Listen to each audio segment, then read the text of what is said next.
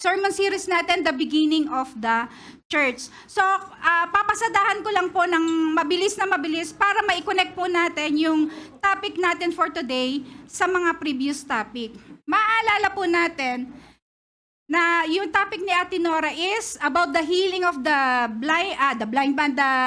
lame man doon sa Gate Beautiful, di po ba? Hinil ni Peter and John. Yan, doon sa Acts 3:7 natin, yung sa previous chapter natin. And then dahil sa nahil siya, nakalakad siya, naging masaya siya, di ba? Sumayaw siya, he is praising God, at doon sa pangyayari na yon, is nakapukaw po ng atensyon sa maraming tao. Okay? Maraming tao ang dumating, nakiosisa, ganyan. At ginamit po yung opportunity ni Peter para i-preach yung resurrection, no? Matatandaan natin na yun sa topic ni Ate Jen, Peter is preaching the resurrection of Jesus. Yung nabanggit din doon yung repentance and healing of the lame man. And then, dahil nga dyan, habang nagpipreach po siya sa maraming tao, meron pong nangyari. Okay? Ano yung nangyari? Ayan, marami pong dumating, no? The Jewish leader shows up to arrest them. No? Dahil sa pagpipreach niya sa maraming tao, napukaw yung atensyon ng mga Jewish leader. Okay? So, sino po yung mga Jewish leader na yan? So, malalaman po natin mamaya. So, nakuha po natin yung kabuuan kung paano nangyari yan. Ayan. So, inarest ang mga, tawag dito, si Peter at si John, at doon na magsisimula ang kanilang persecution. This is the first persecution ng mga apostles because of their naiibang paniniwala. Bakit naiibang paniniwala? Malalaman natin ito mamaya. This is the first account of persecution received by the apostles because of their heterodox beliefs. So, yan po, no? Matatandaan natin na ang nag-persecute kay Jesus is the Pharisees. But this time, sa mga follower ni Jesus, si Peter and John is mga Sadducees po, no? Mainly mga Sadducees ang nag-persecute sa kanya. So, our topic for today is the first persecution of the apostles. Makikita natin sa Acts 4:1-12, dun sa binasa ni Ate Cherry kanina. Mabilis po ba? Okay lang po?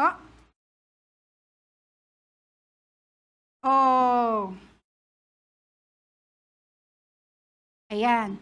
Ano nga po ba ang persecution? Sabi dito, it's harassment, unfair or ill treatment because of race, religion, or political beliefs. So ito yung hindi patas na pagtrato o masamang pagtrato dahil magkakaiba tayo ng lahi, no? Iba yung relihiyon, yung mga paniniwala natin. Ayan. So, in Greek is diogmos. Okay, when it comes to religious persecution, literally sinasabi ito na those who are seeking to punish God's messenger, ito yung parusa sa mga mensahero ng Panginoon. Okay, yan yung mararanasan ng ating apostol. Makikita po natin mamaya. In Tagalog is pagpapahirap o pagmamalupit. Amen.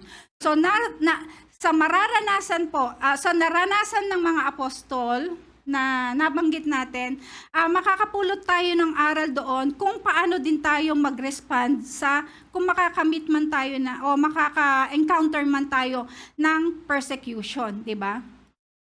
So, yun po, makikita po natin mamaya. Nung na-persecute po ang ating mga apostol, na-sorpresa po ba sila? Ano po sa tingin natin? Hindi po sila na por sorpresa dahil nung kasama pa lang nila si Jesus, pinalaan na po sila. Sabi sa John 15:20, remember the word that I said to you, a slave is not greater than his master. If they persecuted me, they will also persecute you. And if they kept my word, they will keep yours also. So matatandaan natin na itong dalawang apostle nito, they are witness, di po ba? Kung paano i-persecute ang ating Panginoon, they are witness kung paano ipako ang ating Panginoon, and they are witness kung paano nabuhay ang ating Panginoon. Amen? So yun po, no? Sabi ni Jesus, kung na-persecute sila, mararanasan din nila ito. So hindi sila na-sorpresa. And sinabi din ito ni Apostle Paul, "Indeed, all of you who desires to live a godly life in Christ will be persecuted." Amen? So bakit kaya tayo, pagka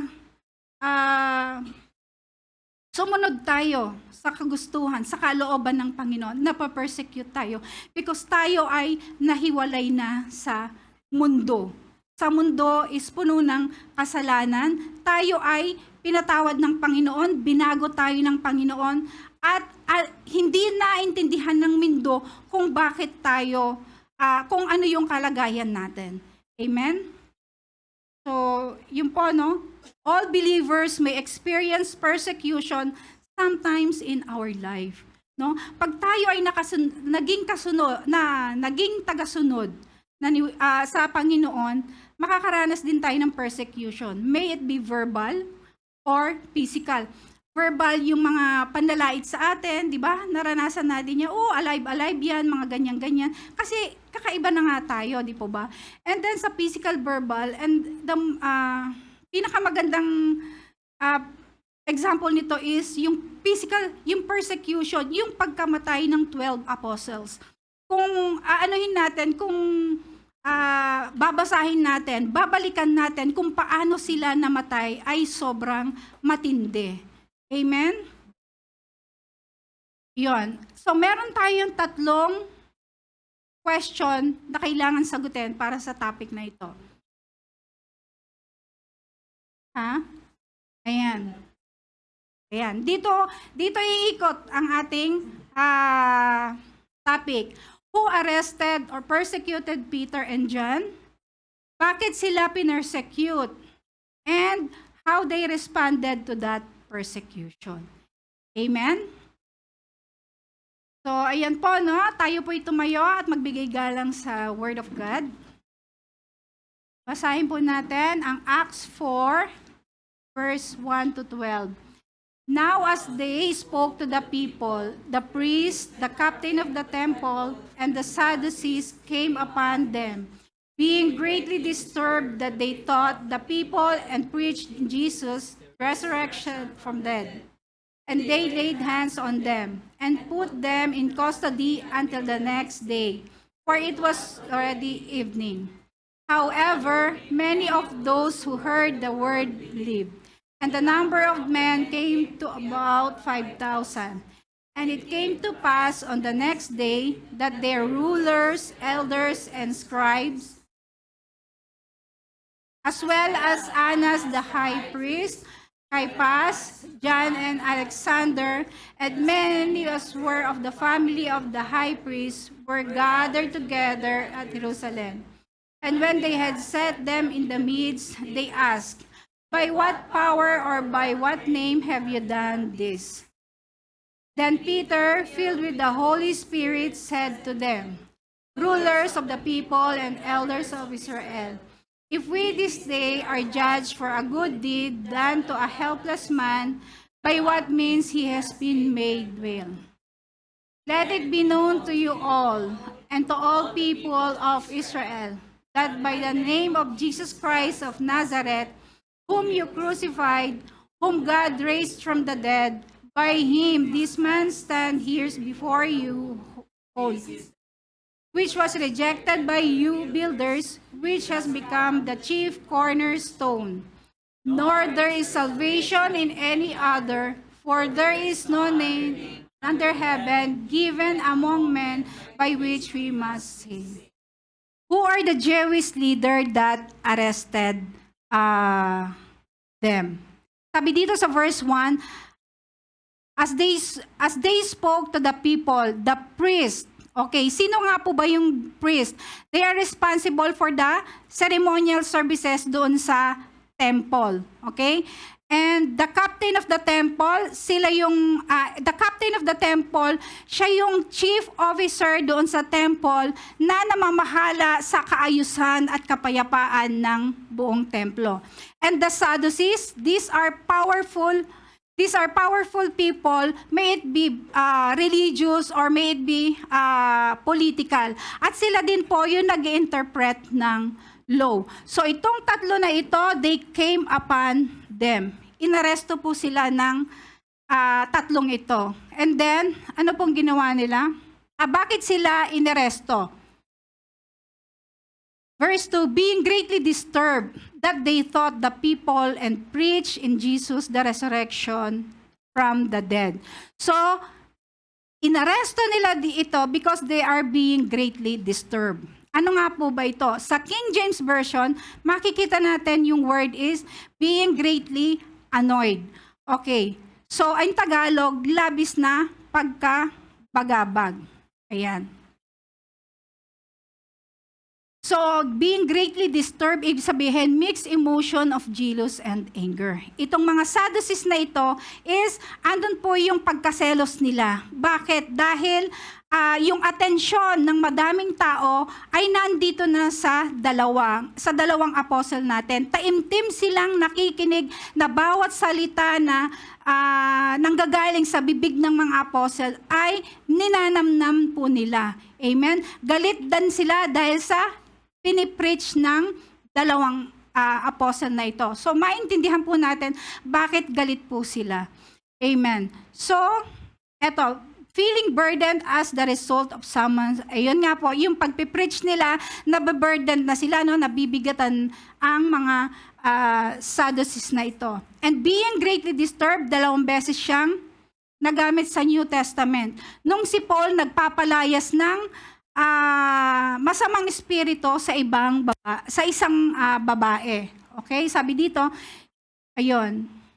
But Paul was greatly annoyed. So, 2 beses siyang nagamit itong salita na to sa New Testament. Amen. So, makikita natin that leaders are greatly disturbed because they preach Jesus' resurrection. Bakit nga ba sila nagagalit when it comes to preaching Jesus' resurrection? Diba? Ba't galit na galit ang mga Pharisees? Because itong mga Sadducees, because itong mga Sadducees na ito, naniniwala lang sila sa Pentateuch, sa Torah, the first 5 books of the Bible. So ano nga po ba yun? Genesis, Exodus, Leviticus, Numbers, Deuteronomy. Dito lang sila naniniwala. Okay? So at mababasa at hindi natin makikita sa first 5 book nito ang resurrection. Kaya hindi sila naniniwala sa resurrection.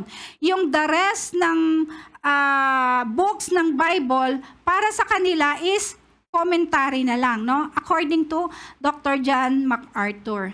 Amen? So, hindi sila naniniwala. Sabi sa Acts 23:8, for the Sadducees say that there is no resurrection, no angel or spirit, and the Pharisees confess both. So, yun po ang dahilan kung bakit sila nagagalit.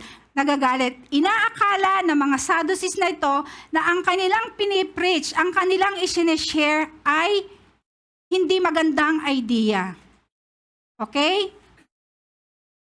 Ayun. So, nagsimula po tayo na dito sa series na ito, ang resurrection ay hindi nawawala. It is always the central topic of every chapter. No, nagsimula tayo sa series na to. Pasadahan ko lang po para ma-recall po natin. Sa Acts chapter 1 verse 3, sabi dito, to whom he also presented himself alive after his suffering by many infallible proof. Okay? Prinesent ng ating Panginoon yung pagkabuhay niyang magmuli. No, ano yung mga proof na nabuhay siyang magmuli? Kung natatandaan natin, sa dalampasigan, nagpakita siya sa mga nangingisdang apostles niya, di ba?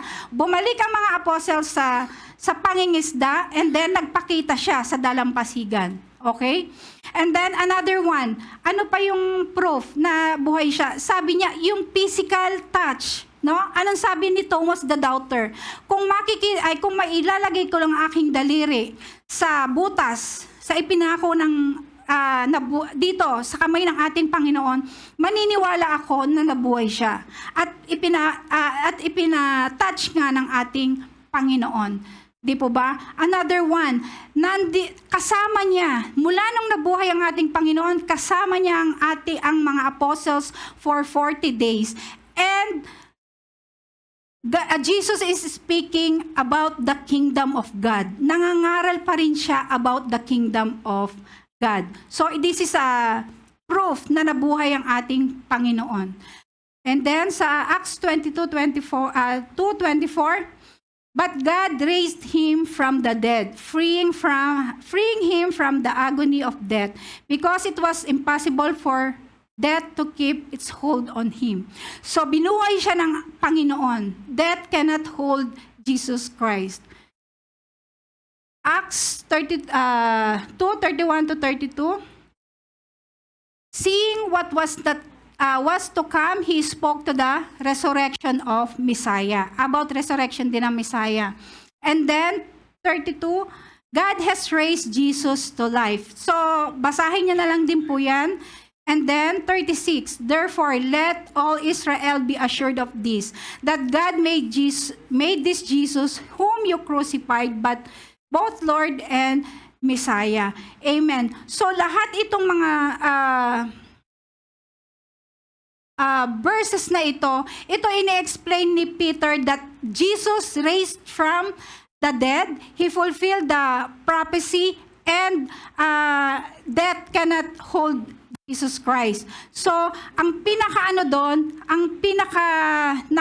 doon is ang nakakapagpatapang o determinado sa nagsabihin ang lahat na ito na nabuhay ang Panginoon. We are all witness of it. No? Naging witness kung ano ang nangyari sa ating Panginoon, witness ang ating mga apostle. Amen.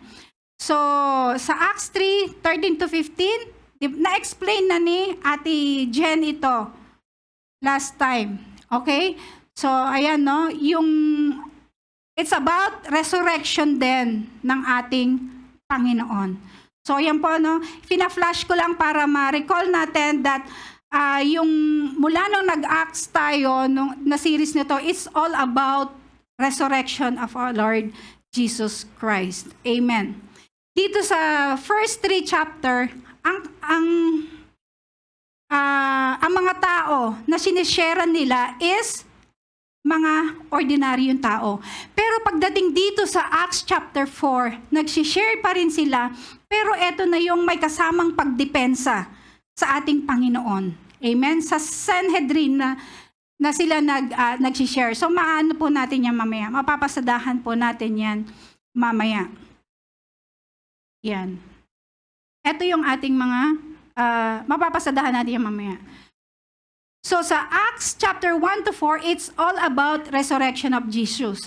Yun, yung plinash ko kanina. Amen. So from their teaching about the resurrection of Jesus, they were greatly disturbed. Yung mga umaresto po sa kanya.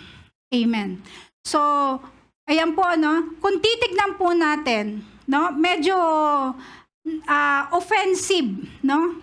Sa mga Sadducees po, kung yung meron din silang pride, no, na naramdaman, kasi kung makikita natin yung background ng mga apostles na nagpe-preach sa ating Panginoon, sabi ni Ate Jen na banggit din to, they are Galilean fishermen, limitado ang kanilang kaalaman. There is no educational background, katulad nila na nakapag-aral sila, no? There is no rabbinical training, no? No connection to the religious establishment and not authorized to speak publicly. So, pero itong mga ito, na-overcome nila, no, ginagawa nila. Samantalang itong mga Sadducees na to, na edukado, na may pinag-aralan, di ba? Nababagabag sila dahil nakukuha ng mga tao yung atensyon dito sa dalawang apostles natin. So kung maniniwala po, no? Nakikinig silang mabuti, no? Bawat salita. Nakikinig sila sa mabuti. Kung maniniwala ang lahat ng tao sa pinipreach ni Peter, di po ba? Mawawalan po ng kabuluhan yung paniniwala ng mga Sadducees na walang resurrection. Di po ba? So, mawawalan din sila ng power dun sa mga taong hawak po nila. Kaya andun din po yung galit nila. Kaya ano po ang ginawa ng mga Jewish leader? Sabi sa chapter 3, they laid their hands on them. Di po ba?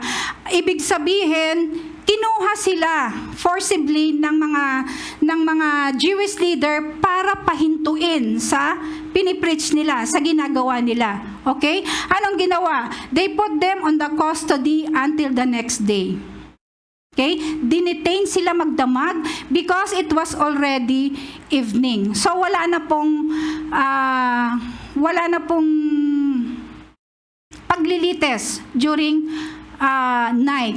And sabi dito, Acts 4:21, so when they had further threatened, then ibig sabihin, hindi lang unang, kumbaga, kasi nung nandun sila nakadetain sila, andun po yung pananakot sa kanila ng mga leader, di ba? Kung hindi nyo titigil yung mga ginagawa nyo, natatandaan nyo kung ano ang ginawa ko sa Jesus nyo. Diba? Yung mga tipong ganon. So, hindi lang isang beses, 2 beses, 3 beses, no? Further threaten them, kundi maraming beses pa. Pero wala, later na rin to, pero napasadahan lang. Pero wala silang makitang kasalanan, kaya they let them go then. So, yeah, mapapasadahan natin to later on. Amen.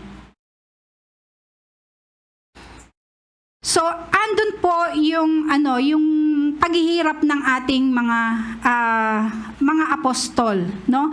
Pero sa kabila ng kanilang sakripisyo at paghihirap, meron itong magandang na idudulot. No, makikita natin sa verse 4. Ano yung magandang dulot nun? Many of those who heard the word believed, no? Sa pag-share nila sa word of God, marami pong naniwala. And the number of men came to be about 5,000, no? Sabi ni Ate Jen before, di ba? Yung faith comes from hearing and hearing the word of God. At nakikinig sila ng nakikinig sa preaching ng ating apostle. Hanggang dumami sila, di ba? From Acts 1, 12 lang sila dati. Naging kasama nila yung 120, naging 3,000 during the day of Pentecost, at ngayon 5,000 na po sila. So may maganda pong resulta ang kanilang preaching. Ayan. And it came to pass on the next day that their rulers, elders, and scribes. Ayan. Ito na po yung kinabukasan, di ba? Kinabukasan na inaresto sila, dinala na sila sa Sanhedrin, no? Kompleto na po ang barkada nila. Andyan na yung rulers, elders, and scribe. So, dinala sila sa sinasabi nating Sanhedrin.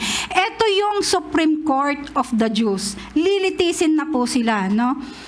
A Greek word is synedron, which means seated together. Okay. It is a Jewish council of 71 members, and 70 of them is elder and a high priest.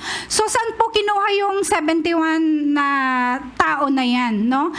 They patterned this number doon during the time of Moses, di ba? Nag-establish ng elder ang ating Panginoon. Dito, babasa natin sa number 11:16. The Lord therefore said to Moses, gather for me 70 men from the elders of Israel, whom you know to be the elders of the people and their officers, and bring them to the tent of meeting, and let them take their stand yon. So doon ang galing yung 70 elders and isang high priest. Amen.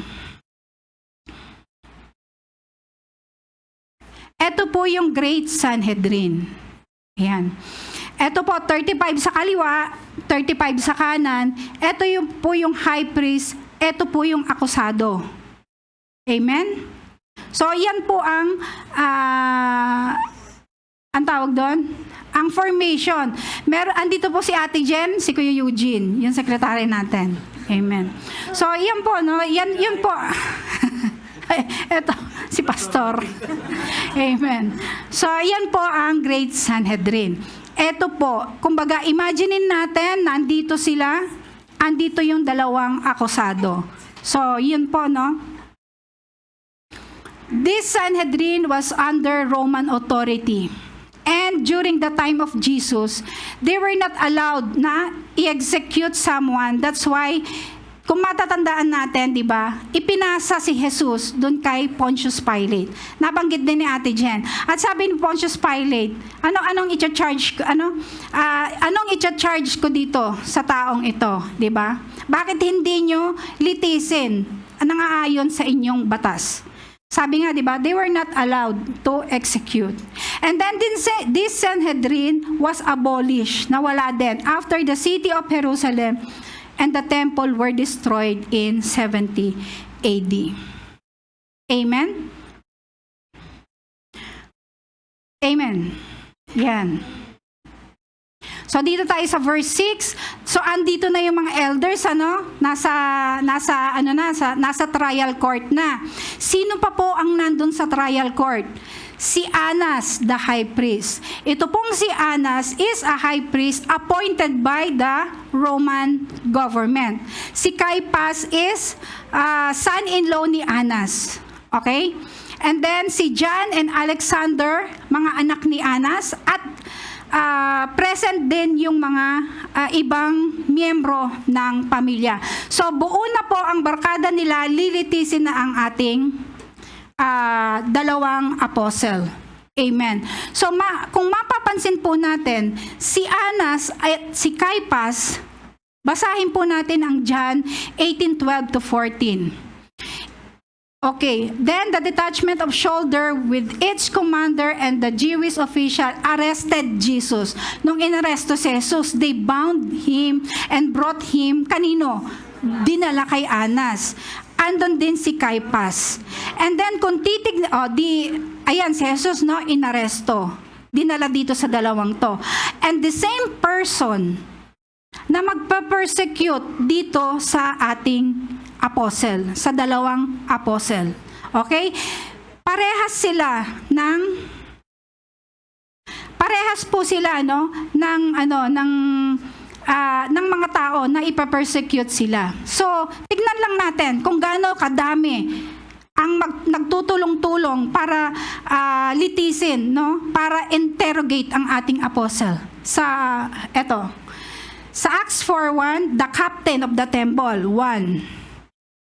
Diba? The priests and Sadducees, rulers, elders, and scribe. Annas, Caiaphas, John and Alexander, at iba pang maraming miyembro ng pamilya nila. So, ilan po lahat ang nagtutulong-tulong?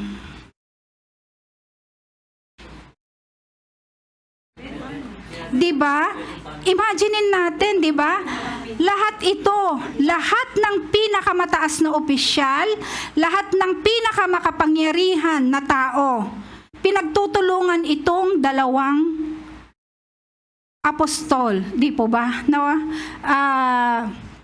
Nakita natin yung natin kanina, yung background nila, di ba? Parang binubuli o basta pinagtutulungan nila, di ba? Amen. So, yun po, no? Ngayon, nakumpleto na lahat sila. Andyan na lahat sila. Okay. Dinala sila they had set them in the midst, dun sa Sanhedrin. Okay, they asked, but by what power or by what name have you done this? Diba? Yan po, no? Kung i-realize po natin yung question nila, naging fair din naman po sila dito sa dalawa. Bakit? Dahil binigyan sila ng pagkakataon para sagutin ang tanong, di ba? By what power? Anong kapangyarihan at Kanino authority? Bakit nyo ginagawa ito? Because they are not allowed to do it. No? Merong mga makapangyarihan doon. Kaya tinatanong nila, by what power or but what name? At itong mga apostle naman ito, tinake nila yung opportunity para sagutin kung ano yung tinatanong nila. Okay? Tinake din nila kung i-realize natin yung sagot nila ay nagsishare din sila ng Word of God. Nagsishare sila, yung sinasabi natin kanina, na resurrection of Jesus. No? Yung resurrection ng ating Panginoon. Yun nga lang, sa pagkakataon na ito, sa first 3 books, ang pag-share ng resurrection is sa mga sa mga karaniwang tao. But this time, nagsishare sila ng resurrection ng ating Panginoon dito sa mga mismong nag-akusa. Okay? Dito sa mga taong mismong nagpapako sa ating Panginoon. Amen? So, naintindihan po natin? Amen. So, ano sabi doon? Ay, by what name? By what power or what name have you done this? So, bakit kaya nila tinatanong ang ganitong klaseng question?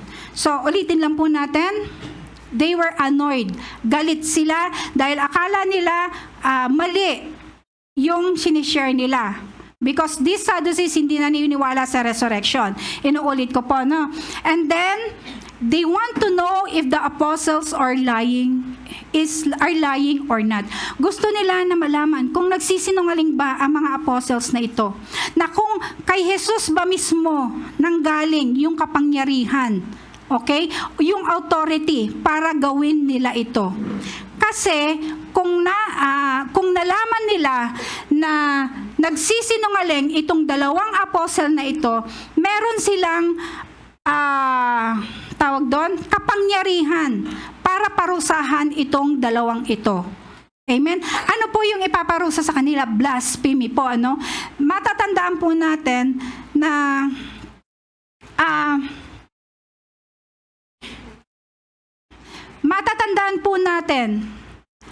na blasphemy din ang tawag doon, ikinaso sa ating Panginoon, kaya siya napako sa cross. Diba? Sabi dito sa Matthew 26:65, Then the high priest tore his robes and said, He has blasphemed. What further do we need? We need of witness. Behold, you have now heard the blasphemy. At yun po. So, kung napatunayan na nagsisinungaling itong 2 apostle na ito, blasphemy din, at alam nila yung kalalagyan nila. Amen? Ayon. And since itong 2 apostles is nahaharap sa persecution, ano po kaya yung kanilang naging naging response? Diba? Lumaban po ba sila? Diba? Hindi po sila lumaban. Diba? Hindi sila lumaban, hindi sila nag-resist, kundi they submit to the authorities and let the Holy Spirit take charge kung ano ang sitwasyon. Amen? Ma-explain din natin ito sa Acts 4:8-12. Peter boldly preaches the gospel to the Jewish leader. This is how they respond to the persecution. Sabi dito sa Acts 4:8, Then Peter, filled with the Holy Spirit. So matatandaan natin that during the day of the Pentecost, doon nag-filled ng Holy Spirit na empower ang ating mga apostle, at doon na sila nagsimulang mag-preach. At matatandaan natin yung unang sermon ni Peter na napagbintangan sila na lasing, 'di ba? But kakaiba kasi sila. But hindi sila lasing. They are empowered. They are filled with the Holy Spirit. Okay. Peter, filled with the Holy Spirit. Okay. So itong si Peter, nakakatayo sa Sanhedrin ang tawag dito, sa mga Sadducees, sa mga Pharisees, sa mga rulers, because he is filled with the Holy Spirit. He is able to stand, panindigan na totoo yung pinipreach nila. Because alam nila, because they are witness of it. And sabi ng ating Panginoon, pag kayo'y dinala sa harap ng kapulungan at kayo'y ibigay, huwag kayong mga balisa kung ano ang inyong sasabihin. Datapwat ang ipinagkaloob sa inyo sa oras na iyon ay siya ninyong sasabihin, sapagkat hindi kayo ang magsasalita kundi ang Espiritu Santo. So, itong si Peter, imbis na makipag-interrogate sa kanila, nag-submit siya. He let the Spirit work on their behalf. Dahil nangako ang Panginoon sa kanila na pag dumating yung araw na i-interrogate sila, huwag silang mabalisa. Holy Spirit ang bahala na magsalita in their behalf. Amen? So, yan po ang nagagawa if we are filled by the Holy Spirit. Holy Spirit po ang bahala na, as we share the Word of God, si Holy Spirit po ang bahala na magsalita para sa atin. Amen? But we also need to study the Word of God para meron din tayong ma-share. Amen? So, yun po, no? So, yan po ang pinanghawakan ng ating mga apostol, ang pangako ng ating Panginoon, kaya nananatili silang matatag sa pagharap ng interrogation sa kanila. Amen? So they have that supernatural boldness, no? To stand doon sa katotohanan. Amen. So tayo po, meron tayong mga laban sa buhay na kung alam natin yung mga magiging consequences ng laban na yon, pag alam natin na tagilid tayo, ano pong ginagawa natin? I-step back po tayo, di po ba? Pero ang ating mga apostles, nakikita po natin yung braveness nila, yung boldness nila na ilaban po yung katotohanan. And because Peter is under the power of the Holy Spirit, he is able to stand up dun sa persecution na yon. Amen? So sabi dito, ayan na po. Okay. Sabi dito, if we this day are judged for a good deed done to a helpless man, by what means he have been made well. So makikita natin na sabi niya, yung tapang niya, di ba? Kung kami ay mahahatulan sa paggawa namin ng mabuti na nakatulong dito sa taong lumpo na ito, no? Napagaling, di ba? Eto, kung kami ay sa araw nito, sinisiyasat tungkol sa mabuting gawa na ginawa sa isang taong may sakit, kung anumang sa anumang paraang gumaling ito, di ba? Sabi dito, let it be known to you all and to all the people of Israel, but that by the name of Jesus Christ of Nazareth, whom you crucified, whom you raised from the dead, by him this man stands for you whole. Amen. So makikita po natin sa tono po ni Peter yung pagdepensa niya sa pangalan ng Jesus of Nazareth. Amen. Sabi niya, yung pinapatay nyo, yung pinapako nyo sa krus, yun ang binuhay ng Panginoon at yun din siya din ang dahilan kung bakit gumaling ang taong lumpo. So makikita po natin that si Peter, siya po ang gumawa, but binibigay niya ang credit sa ating Panginoon. That because of Jesus Christ of Nazareth, our Jehovah Rapha, gumaling ang lame man, no? Nakalakad ang taong lumpo. Amen? So it's a miracle na naman, no? Pinatunayan ng Panginoon that He is our Jehovah Rapha. So narinig po ng buong kapulungan, let it be known to you all. Narinig po ng buong kapulungan ang sagot na gusto nilang marinig. Direct to the point po ang ating mga apostol. Sabi pa dito sa Acts 4:11, This is the stone in which was rejected by you builders, which has become the chief cornerstone. So yung stone na sinasabi ni Peter dito is ang ating Panginoon, na ni-reject ng mga builders. Builders, sila yung mga Sadducees, Pharisees, mga Jewish leader. Diba? Kung matatandaan natin, ni-reject ang ating Panginoon, pinapako nila sa krus. Pero yung stone na yon, siya yung naging cornerstone. Okay. Ang cornerstone, kung literally makikita natin sa isang building, eto po yon. Di po ba?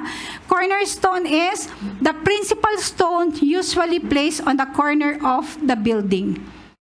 Most solid, most carefully constructed part of the building. So pag nailagay na po yung cornerstone na yan, dyan na po magbabase ng measurement the rest of the itatayo nilang building. Amen po ba? So yun po, Jesus is our cornerstone, rejected by builders. Di po ba?